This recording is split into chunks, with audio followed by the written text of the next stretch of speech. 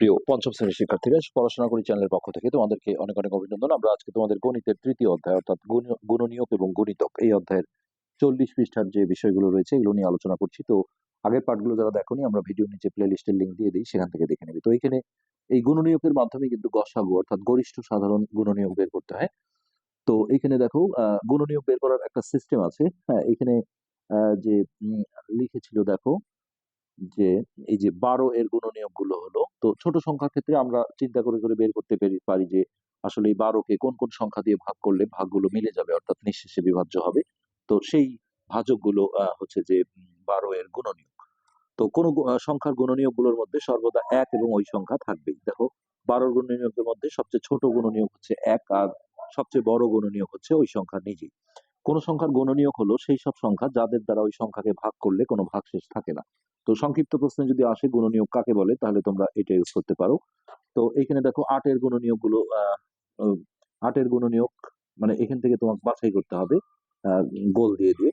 তাহলে 8 এর গুণনীয়ক দেখো 1 হবে, তারপরে 2 দিয়ে ভাগ করলেও ভাগ মিলে যায়, 3 দিয়ে কিন্তু ভাগটা করলে নিঃশেষে বিভাজ্য হয় না, তাহলে 3 কিন্তু 8 এর কোনো গুণনীয়ক নয়।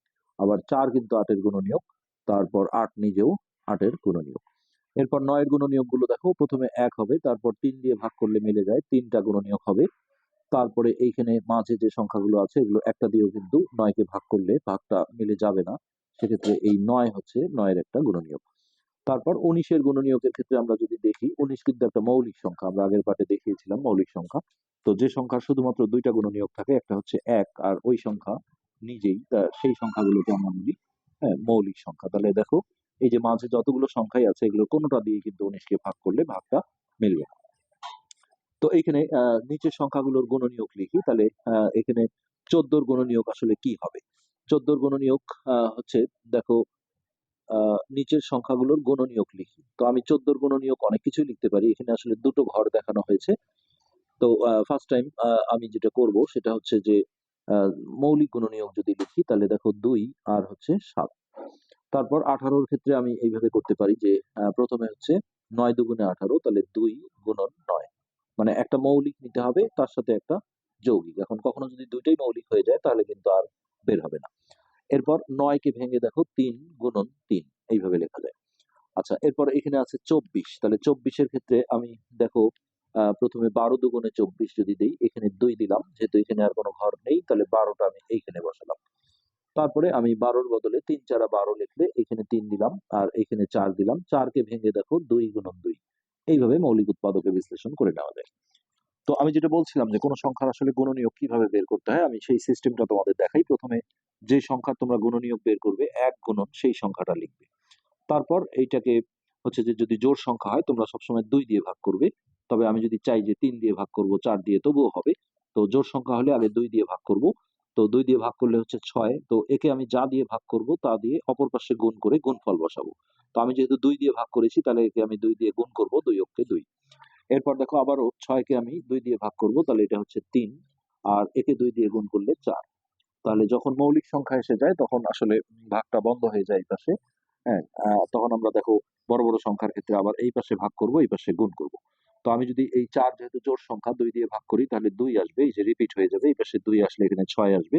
তখন আমরা বুঝবো যে 12 সবগুলো গুণনীয়ক বের হয়ে গেছে। এগুলো আমরা ছোট থেকে বড় কমা দিয়ে লিখলেই গুণনীয়ক গুলো হয়ে যাবে। আমি যদি একটু বড় সংখ্যায় যাই, দেখো 60, তাহলে 1 গুণন 60। তো প্রথমত একে দেখো 2 দিয়েও ভাগ যায়, তোমরা সবসময় লাইক সংখ্যা রাখবে 3টা, 4টা, 2 3 5 7, এগুলো দিয়ে ভাগ করার চেষ্টা করবে। সেক্ষেত্রে জোড় সংখ্যা হলে অবশ্যই 2 দিয়ে ভাগ করবে। আবার যদি এমন হয় যেমন এই সংখ্যাটা দেখো 2 দিয়েও যায়, 3 দিয়েও যায়, 5 দিয়েও যায়, যদি একাধিক সংখ্যা দিয়ে ভাগ যায় এই চারটার মধ্যে, তাহলে এই ছোট সংখ্যাটা দিয়ে আগে ভাগ করবে, তাহলে গোছানো থাকবে। তো আমি দেখো একে 2 দিয়ে ভাগ করলাম আর একে 2 দিয়ে গুণ করলাম, এবং প্রত্যেকটা লাইনের এই জোড়াটার গুণফল এই সংখ্যাটা আসবে, তাহলে তোমরা বুঝবে যে ঠিক আছে। দেখো 30 দুগুণে 60। এরপর আবারও যদি 2 দিয়ে ভাগ করি তাহলে এটা হচ্ছে 15, আর একে 2 দিয়ে গুণ করলে 4, এখানেও দেখো 4 15 60। তো এবার 15কে যেহেতু 2 দিয়ে ভাগ যায় না, তাহলে আমরা একে এই যে এই চারটা সংখ্যার মধ্যে এখন আমরা 3 দিয়ে ভাগ করব। 3 দিয়ে ভাগ করলে এখানে হচ্ছে 5, আর একে 3 দিয়ে গুণ করব, 3 4 12, এই যে 5 12 60। তো এইখানে দেখো মৌলিক সংখ্যা এসে গেছে, এখন আমরা এই পাশে ভাগ করব, এই পাশে গুণ করব। তো যেহেতু জোড় সংখ্যা তাহলে 2 দিয়ে ভাগ করলাম, আর একে 2 দিয়ে গুণ করব, 5 দুগুণে 10, এখানেও দেখো 6 10 60। এরপর এই পাশে মৌলিক সংখ্যা না আসা পর্যন্ত ভাগ করব। সো যেহেতু জোড় সংখ্যা 2 দিয়ে ভাগ দিলাম 3 আর একে 2 দিয়ে গুণ করলাম 20। তো কোনো কোনো সংখ্যার ক্ষেত্রে আবার দেখা যায় যে এই পাশে যেহেতু মৌলিক আসছে তখন আবার এই পাশে ভাগ এই পাশে গুণ করে যদি সেটা রিপিট না হয় তাহলে সেটা আরো করতে হবে। তো এখন আমি যদি 2 দিয়ে ভাগ করি তাহলে 10 আসে, যেহেতু 10 আগে আসছে তাহলে আর হবে না। এরকম আমি আর একটা বড় সংখ্যা নেই যে 120। তো ফার্স্ট টাইম দেখো একে আমি 2 দিয়ে ভাগ দিলাম আর একে 2 দিয়ে গুণ করলাম। তারপর একে 2 দিয়ে ভাগ দিলাম 30, একে 2 দিয়ে গুণ করলাম। তারপর একে আবারও 2 দিয়ে ভাগ করলাম, একে 2 দিয়ে গুণ করলাম। প্রত্যেকটা জোড়ার গুণফল কিন্তু 120 আছে। তো এখন যেহেতু 2 দিয়ে যায় না, আমি 3 দিয়ে ভাগ করব 5 আর একে 3 দিয়ে গুণ করব, 3 আষ্টা 24। তো এখন দেখো এখানে মৌলিক আসলো, তাহলে এই পাশে ভাগ করব এই পাশে গুণ করব, যেহেতু জোড় সংখ্যা 2 দিয়ে ভাগ দিলাম আর একে 2 দিয়ে গুণ করলাম। এরপর এই পাশে আমরা ভাগ চালাচ্ছিলাম, 2 দিয়ে ভাগ করলে 6, 2 দিয়ে গুণ করলে 20। তারপর আবারও একে 2 দিয়ে ভাগ করলে 3, একে 2 দিয়ে গুণ করলে 40। দেখো 120 এর এই যে এতগুলো গুণনীয়ক, এগুলো কিন্তু আসলে চিন্তা করে বের করা সম্ভব না। এইভাবে যদি প্র্যাকটিস করো তাহলে এটা বড় ক্লাসেও কিন্তু বীজগণিতে পর্যন্ত কাজে লাগে এই গুণনীয়কগুলো। তো এবার আমরা চলে আসি 41 পৃষ্ঠা। তাহলে দেখো গসাগুর পূর্ণরূপ যদি পরীক্ষা আসে যে গসাগুর পূর্ণরূপ লেখো, তাহলে এইটা লিখতে হবে গরিষ্ঠ সাধারণ গুণনীয়ক। আর লসাগু ছিল লঘিষ্ঠ সাধারণ গুণিতক। গ্রীষ্মের ছুটিতে রেজাদের বাসায় তার কয়েকজন সহপাঠী বেড়াতে আসবে। তাদের বাসায় 8টা কলা 12টা লিচু আছে। কলা এবং লিচুগুলো সর্বোচ্চ। খেয়াল করে দেখো যে লসাগুর অঙ্কগুলোতে আমরা আগের পাঠে দেখিয়েছিলাম সর্বনিম্ন, ন্যূনতম, কমপক্ষে এই কথাগুলো থাকে, আর যখন সবচেয়ে বেশি সর্বোচ্চ থাকে তখন তোমরা মনে রাখবে যে এই সংখ্যাগুলোর গসাগু করলেই হ্যাঁ সেই উত্তরটা পাওয়া যাবে। এই যে কতজন সহপাঠীকে দেওয়া যাবে এটা কিন্তু এই সংখ্যা দুটোর গসাগু করলেই সেটাই হবে অ্যান্সার। তো যদি সহপাঠীর সংখ্যা 2 জন হয় তাহলে প্রত্যেককে 2টা করে কলা এবং 6টা করে লিচু দিতে পারবে। কিন্তু সর্বোচ্চ কতজন সহপাঠীকে এই 8টা কলা 12টা লিচু সমানভাবে ভাগ করে দেওয়া যাবে? তো সহপাঠীর সংখ্যা দেখো 1।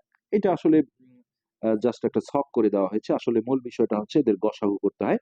তো এখানে গসাগুর যে সিস্টেম সেটা হচ্ছে গুণনীয়ক দিয়ে। দেখো প্রথমে 8 এখানে করে দেওয়া আছে, আমি এখানে দেখাই যে 8 এর গুণনীয়ক গুলো হচ্ছে 1 2 4 8। তো এই যে এখানে আমরা যেভাবে শিখলাম এইভাবে আমরা বের করতে পারি। প্রথমে আমি দেখো 1 গুণন 8 এইভাবে লিখলাম। তো একে আমি 2 দিয়ে ভাগ দিলাম, একে 2 দিয়ে গুণ করলাম। এখন যদি 2 দিয়ে ভাগ দাও তাহলে 2 আসবে, রিপিট হয়ে যাবে। তাহলে এই 8 এর গুণনীয়ক গুলো দেখো 1 2 4 8 এটাই লিখেছে। আর 12 এর গুণনীয়ক গুলো ওই একইভাবে এই যে আমরা বের করেছিলাম একে এইভাবে কমা দিয়ে দিয়ে ছোট থেকে বড় লিখেছে।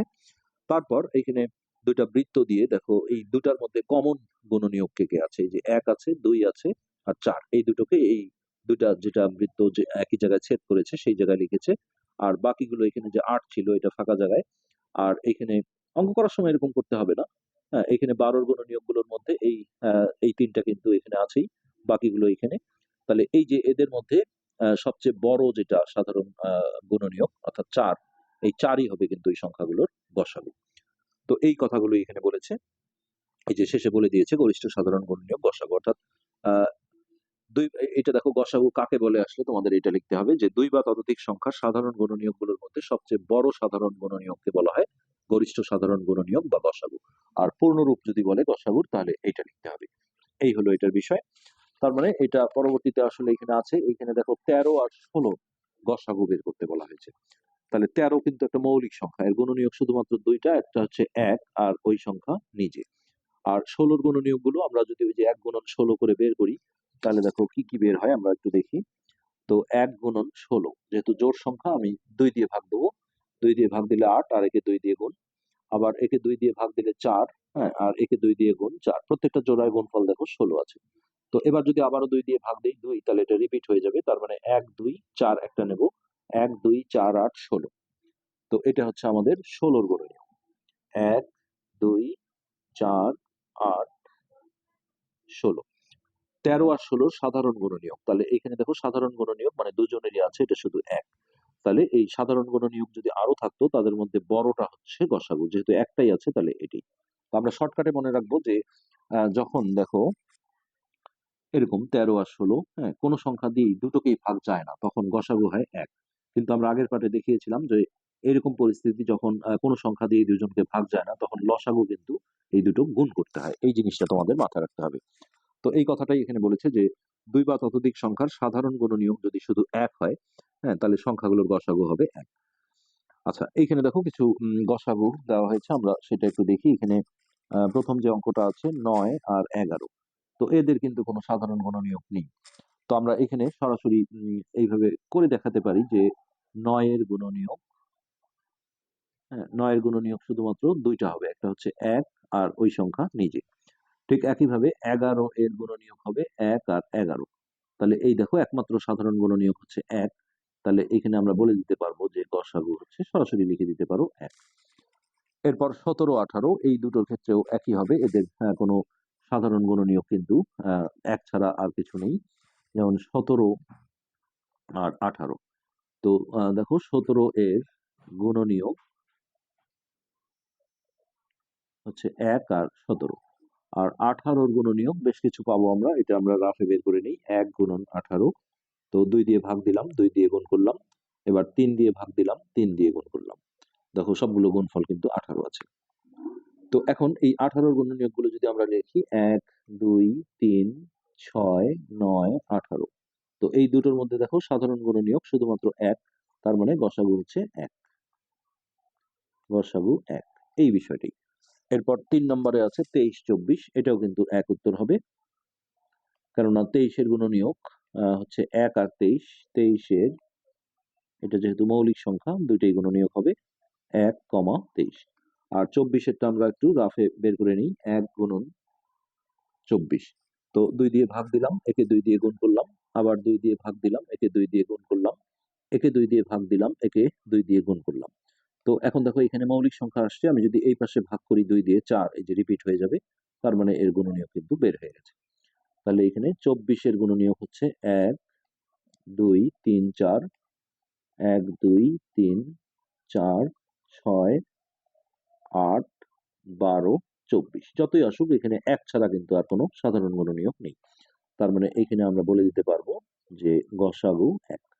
যখন আরো কোনো সাধারণ গুণনীয়ক থাকে তখন তাদের মধ্যে বড়টা হয় গসাগু, যেহেতু একটাই আসছে তাহলে এই একই হবে গসাগু। ঠিক একই রকম আরেকটা অঙ্ক আছে 31 আর 36, 31 আর হচ্ছে 36। তাহলে দেখো 36-এর কিন্তু অনেকগুলো গুণনীয়ক আসবে, 31 একটা মৌলিক সংখ্যা, তাহলে এর গুণনীয়ক একটাই হবে, দুইটা হবে। 31-এর গুণনীয়ক একটা হবে 1 আর একটা হবে 31। আর 36-এরটা আমরা দেখো রাফে বের করে নিই, তো যেহেতু জোড় সংখ্যা আমি 2 দিয়ে ভাগ দিলাম 18, একে 2 দিয়ে গুণ করলাম, আবার 2 দিয়ে ভাগ দিলাম 9, একে 2 দিয়ে গুণ করলাম, 3 দিয়ে ভাগ দিলাম, একে 3 দিয়ে গুণ দিলাম। তারপর এটা যেহেতু মৌলিক সংখ্যা, এখন আমরা একে ভাগ করব, একে গুণ করব, তো 2 দিয়ে ভাগ দিলে 6, আর এটাকে 2 দিয়ে গুণ করলে 6, 6 6 36। এবার দেখো আমি 6-কে যদি 2 দিয়ে ভাগ দিই 3, তাহলে এটা রিপিট হয়ে যাচ্ছে, তার মানে 36-এর গুণনীয়ক গুলো সব কিন্তু বের হয়ে গেছে। তাহলে 1, 2, 3, 4, 6 একটা নেব, 1, 2, 3, 1, 2, 3, 4, 6, 9, 12, 9, 12, 18 আর হলো 36। এই এখন দেখো এখানে শুধুমাত্র এক দুজনেরই অর্থাৎ সাধারণ গুণনীয়ক আছে, তাহলে গসাগু হবে গসাগু 1। আশা করি এই বিষয়গুলো বুঝতে পেরেছো। এবার নিচের কিছু অঙ্ক আছে 12 আর 15, এইখানে আমরা কিছু করতে পারবো, আগের গুলোতে সবগুলো আসলে 1 উত্তর হয়েছিল, তাহলে এখানে দেখো 12 আর 15, তো সেক্ষেত্রে আমি 12-র যদি এখানে আমরা করে দেখাই, 1 গুণন 12, 12-র গুণনীয়ক হচ্ছে 2 দিয়ে ভাগ, 2 দিয়ে গুণন, তারপর আমি 3 দিয়েও দিতে পারি, আমি আগেই বলেছি যে 2, 3, 5, 7 এগুলো দিয়েই সবসময় ভাগ করবে, সেক্ষেত্রে একাধিক সংখ্যা দিয়ে ভাগ গেলে আগে ছোট সংখ্যা দিয়ে ভাগ দিবে। তো আমি দেখো একে 3 দিয়েও যায়, 2 দিয়েও যায়, আমি আগে 2 দিয়ে ভাগ করবো, 2 দিয়ে ভাগ দিলাম, একে 2 দিয়ে গুণ করলাম, তাহলে 12-র গুণনীয়ক বের হয়ে গেল। এবার আমরা 1 গুণন 15 লিখে একে দেখো 3 দিয়ে ভাগ দিলাম 5, আর একে 3 দিয়ে গুণ করলাম। তো এই এখন এই গুণনীয়ক গুলো আমরা লিখবো যে 12 এর গুণনীয়ক ছোট থেকে বড়, 1, 2, 3, 4, 6, 12। তারপর আমরা 15 এর গুণনীয়ক 1, 3, 5, 1, 3, 5, 15। এখন এইখান থেকে আমরা দেখো সাধারণ গুণনীয়ক গুলো সিলেক্ট করব, তাহলে সাধারণ যেটা দুইজনেরই আছে, এই সাধারণ গুণনীয়ক এই যে এরকম করে গোল দিয়ে দিয়ে নিতে পারো, যে এই 1, তারপর হচ্ছে এই 3, 3, 3, তারপরে 4, 6, 8। তো এদের মধ্যে যেটা বড়, হ্যাঁ এদের মধ্যে হচ্ছে গরিষ্ঠ লিখতে পারো অথবা বড় কথাটা বলতে পারো। এদের মধ্যে বড় হচ্ছে ৩। তো এই ৩ই হবে গসাগু। অতএব গসাগু বড়টাই গসাগু। বড় সাধারণ গুণনীয়কটাই কিন্তু গসাগু। তো এরপর আছে ১৮ আর ২৪, ২ নম্বর। ১৮, ২৪। তাহলে এদের আমরা যদি গুণনীয়ক বের করি তাহলে দেখো ১ গুণন ১৮, একে আমি ২ দিয়ে ভাগ দিলাম, একে ২ দিয়ে গুণ করলাম, ৩ দিয়ে ভাগ দিলাম, ৩ দিয়ে গুণ করলাম। তো এই পাশে ভাগ করে দেখো মৌলিক সংখ্যা আসছে। আমি যদি এখন এই পাশে ভাগ করি, এই পাশে গুণ করি, তাহলে যেহেতু জোড় সংখ্যা ২ দিয়ে ভাগ দিলে ৩ রিপিট হয়ে যাবে। এবার আমরা ২৪-এর গুণনীয়ক গুলো বের করে দিই। ২ দিয়ে ভাগ, ২ দিয়ে গুণন, তারপর ২ দিয়ে ভাগ, ২ দিয়ে গুণন, ২ দিয়ে ভাগ, ২ দিয়ে গুণন। এই যে মৌলিক সংখ্যা আসছে, এখন এই পাশে যদি ভাগ করো ২ দিয়ে তাহলে ৪ আসবে, রিপিট হয়ে যাবে। তার মানে গুণনীয়ক কিন্তু বের হয়ে গেছে। এখন আমরা এইভাবে যদি লিখি যে ১৮ এর গুণনীয়ক, তাহলে ১, ২, ৩, ৬, ৯, ১৮। তারপর আমরা ২৪-এর গুলো লিখি। ২৪-এর গুণনীয়ক হচ্ছে ১, ২, ১, ২, ৩, ৪। তারপর ৬, তারপর ৮, ১২, ২৪। এখন আমরা এদের সাধারণ গুণনীয়কগুলো নেব। তো সাধারণ গুণনীয়ক এইভাবে গোল করে করে নাও যে ১, তারপর এখানে দেখো ২ আছে, তারপর ৩ ও সাধারণ গুণনীয়ক ৩, তারপর ৬ আছে, ৬। তো আর কিন্তু নেই সাধারণ। তো এদের মধ্যে বড় হচ্ছে ৬, এদের মধ্যে বড় ৬। এই বড়টাই হচ্ছে এদের গসাগু। গসাগু ৬।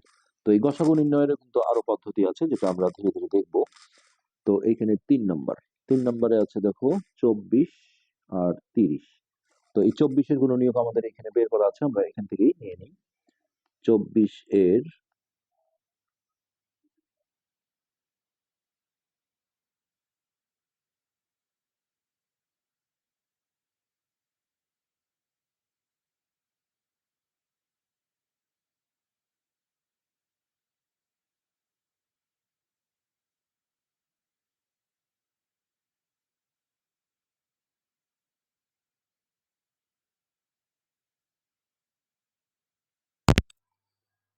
একে যদি আমরা ২ দিয়ে ভাগ করি, হ্যাঁ, তাহলে এই পাশে আসছে দেখো ৩, আর একে আমরা ২ দিয়ে গুণ করব, ৫ দুগুণে ১০। তো এখন দেখো এই পাশে মৌলিক সংখ্যা এসে গেছে, তার মানে আমাদের আর বের হবে না। সো আমরা এখন যেটা করব সেটা হচ্ছে ৩০-এর গুণনীয়কগুলো আমরা এইখানে লিখে ফেলব। তো ৩০-এর গুণনীয়ক হচ্ছে ১, ২, ১, ২, ৩, ৫, ৬, ৫, ৫, ৬, তারপর হচ্ছে ১০, ১৫, ৩০। তো এদের যে সাধারণ গুণনীয়কগুলো আছে সেটা যদি আমরা লিখি যে সাধারণ গুণনীয়ক, তাই এই যে দুটার মধ্যে দেখো ১ আছে, তারপর ২ আছে, ১, ২, তারপর এখানে ৩ আছে সাধারণ, তারপর আমরা দেখছি যে ৬ আছে, ৬, তারপরে এখানে ৮, ১২, ২৪ আর নেই। তো এখন এই যে এদের মধ্যে যে বড় ৬, এদের মধ্যে বড় ৬। তো এই বড়টাই হচ্ছে এদের গসাগু। তাহলে গসাগু হলো ৬। এটাই হচ্ছে গসাগু নির্ণয়ের প্রসেস। তো এরপর এইখানে আর একটা অঙ্ক রয়েছে। এখানে আছে ১৭ আর ২০, এটা ৪ নম্বর। ৪ নম্বর ১৭ আর হচ্ছে ২০। তো ১৭-র গুণনীয়ক আসলে এটা একটা মৌলিক সংখ্যা যেহেতু, তাহলে ১ আর ১৭ হবে। ১৭ এর গুণনীয়ক ১, ১৭। আর ২০-এর কিন্তু বেশ কিছু বের হবে। ১ গুণন ২০, আমি যদি একে ২ দিয়ে ভাগ করি তাহলে হচ্ছে ১০, একে ২ দিয়ে গুণ দিলাম, একে ২ দিয়ে ভাগ দিলে ৫, একে ২ দিয়ে গুণ করলাম, আর বের হবে না। তো এটি হচ্ছে আমাদের ২০-এর গুণনীয়ক। তাহলে ১, ২, ৪, ১, ২, ৪, ৫, ১০, ২০। তো এইখানে দেখো সাধারণ গুণনীয়ক শুধুমাত্র একটাই, তাহলে এটাই হবে এদের গসাগু। এখানে আমরা সরাসরি লিখতে পারি, একটা লাইন লিখতে পারি যে সাধারণ গুণনীয়ক ১। তো এই একটা হলে এটার মধ্যে আর বড় বলার কিছু নেই। এখানে আমরা সরাসরি বলে দেব যে গসাগু হচ্ছে ১। তো এই হলো ৪২ পৃষ্ঠার অঙ্ক। এখানে একটা মনে হয় গল্প তৈরি করতে বলেছে ১৬ আর ১৮ দিয়ে। তো তুমি এইভাবে বলতে পারো যে ১৬টা বিস্কুট এবং ১৮টা চকলেট সর্বোচ্চ কতজন শিক্ষার্থীর মধ্যে ভাগ করে দেওয়া যাবে, এরকম একটা গল্প তোমরা তৈরি করতে পারো। অথবা এখানে বলেছে যে ১৬টা খাতা ১৮টা কলম, এই যে সর্বাধিক কতজন ছেলেমেয়ের মধ্যে ভাগ করে দেওয়া যাবে। তো এক্ষেত্রে এই সংখ্যা দুটার যদি আমরা গসাগু করি তাহলে কিন্তু আমরা রেজাল্টটা পেয়ে যাব। হ্যাঁ, তো এই ছিল আমাদের ৪২ পৃষ্ঠা পর্যন্ত কাজ। আজকে এই পর্যন্তই। পরবর্তী পাঠ দেখার আমন্ত্রণ রইল। ধন্যবাদ।